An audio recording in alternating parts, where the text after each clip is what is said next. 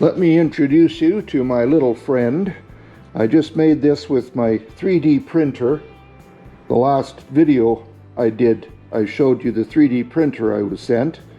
And this is going to be handy. Not totally necessary, but let's face it, it's fun to play around. So this hole on this end represents the center of a bowl, hollow form, or whatever I'm going to be turning. And then these holes indicate, with these two, the size of the tenon or the mortise I would use if I was using my standard 2-inch jaws. The other two indicate the size of the tenon or the mortise for these larger jaws. And to use it, I just put one leg of my dividers on that center hole and the other one on whichever hole I want to mark the size for mortise or tenon. So in this case, I'm just going to put one leg on the center and use the other one to scribe. And that should give me the size I need for these jaws to go into a recess. And they're going to work just fine. So I'm just going to take this, probably stick it down with some double-sided tape somewhere convenient, and I'll be able to use it whenever I wish to. So now I've marked that, and I can clean that out for the mortise for these larger jaws.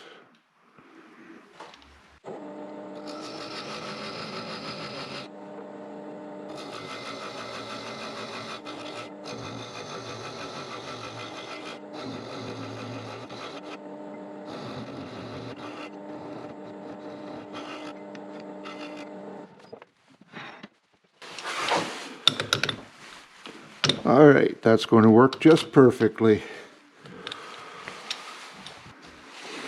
All right, I'm going to drill the hole for my logo coin, put a couple of rings in here, and sand it up properly. Then I'll continue the shape of the bowl, and this will be plenty wide enough for the foot.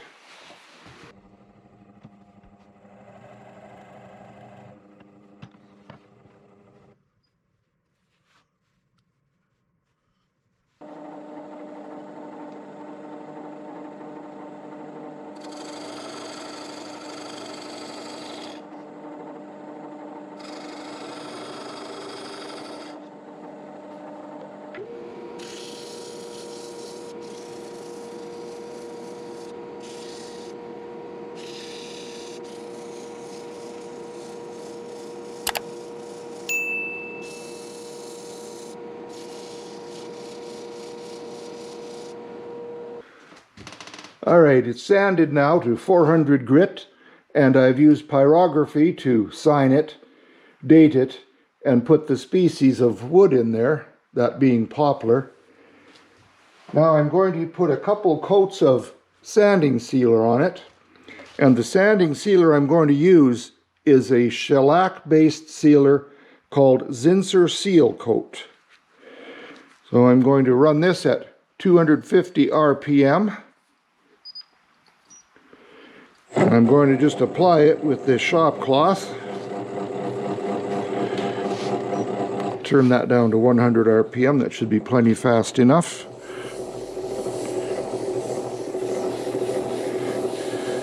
So I'll put this on. I'm going to do 2 coats, as I said, and then I will be back.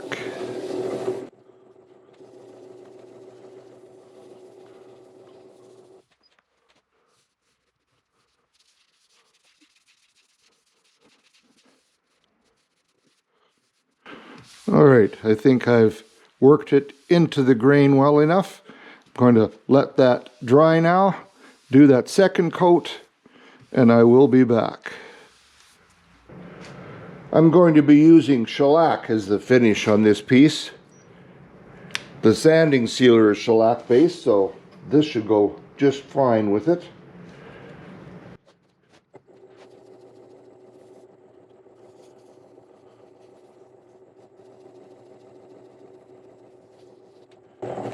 Now this shellac is going to take anywhere from 2 to 4 hours to dry. Then I'll put on a second coat, and after that I will reverse it into the chuck jaws. I have 2 coats of shellac on here, and it leaves it a little bit rough. So I'm going to take that roughness off using Axe abrasive sanding paste. It does a great job.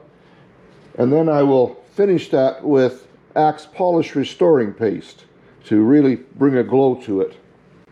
And I want to say a really big, heartfelt thank you to one of my viewers. I've been doing this for a long time now, and there are quite a few viewers that I've come to think of as friends. Not just viewers, but friends. Some that I communicate with by email, phone calls, even texting once in a while. And Glenn from Florida, he just moved there recently from Georgia. On a previous video, I mentioned that Tom Ackley is no longer going to send his Axe pastes to Canada. It's just too much of a hassle, and it's not worth it to him to bother. So I was lamenting the fact that I'm not going to be able to get it anymore. And Glenn sent me a kit, both abrasive and polishing pastes. So Glenn, thank you. I can't tell you how much I appreciate that. I love this stuff, and I was really not looking forward to running out of it. So again, thank you, Glenn. I really appreciate that. And now I'm going to quickly use the abrasive sanding paste and the polishing paste on here.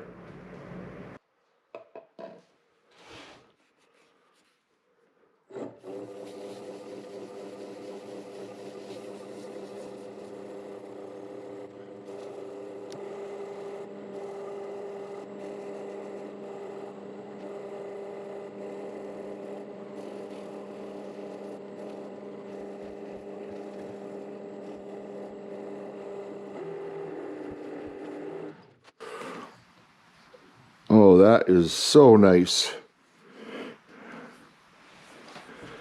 All right, now it's time for the polish restoring paste.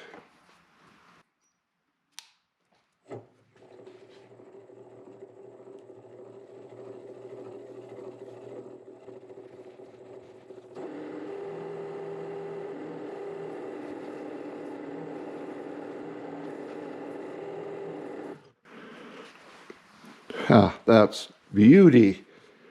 All right, now I'm just going to glue my logo coin in there, and I'll be ready to flip it around.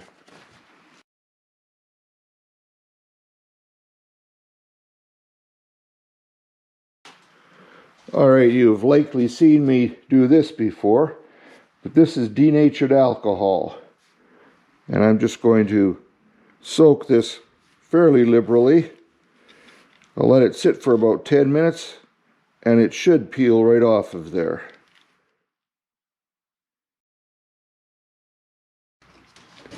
All right, let's see. Oh, slipping right under there easily enough. Oh, I think this is going to come off of there nicely.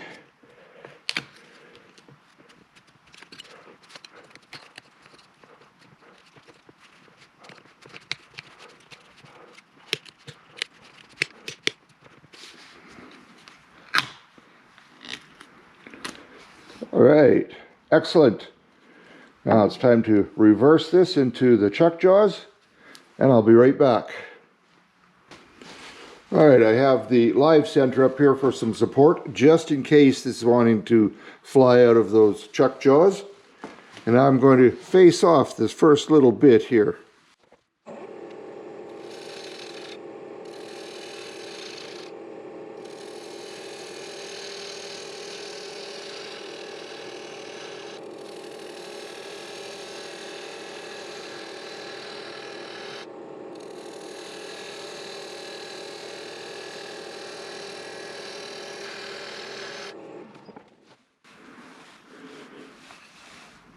All right, that's not too bad.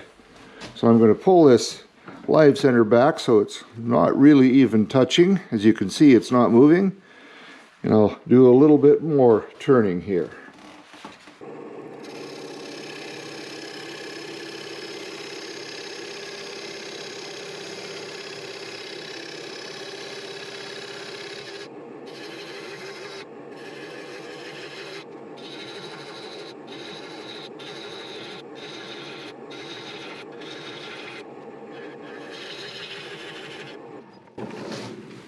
All right, the tailstock's in the way now. So I guess I need to move this out of the way.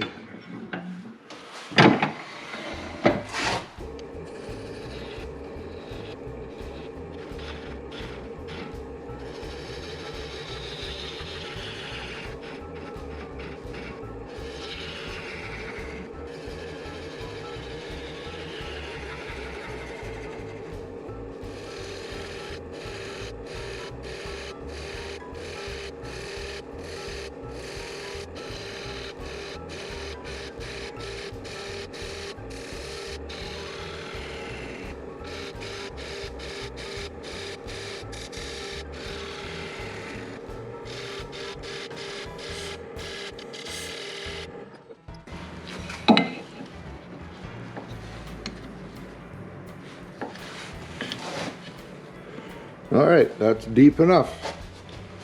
I just need to bring all of these around.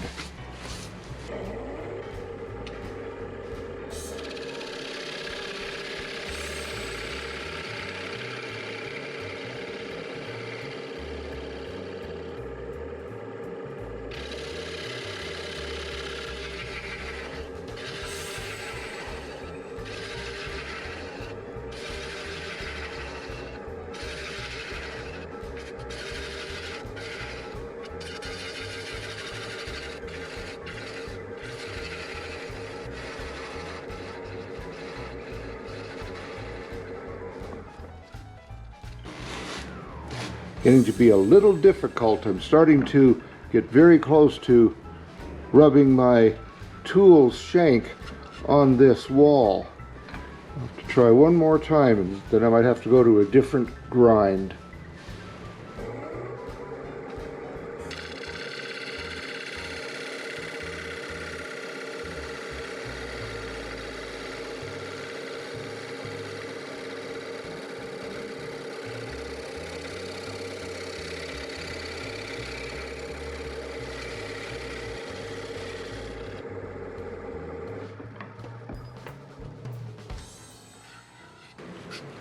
All right, I think that's got it. I'm just going to sand this. I'll do this off camera. I'm going to put the same finishing in here as I did on the outside, and then I'll be back to show you the results. Thank you for joining me in my shop today. I hope you enjoyed this.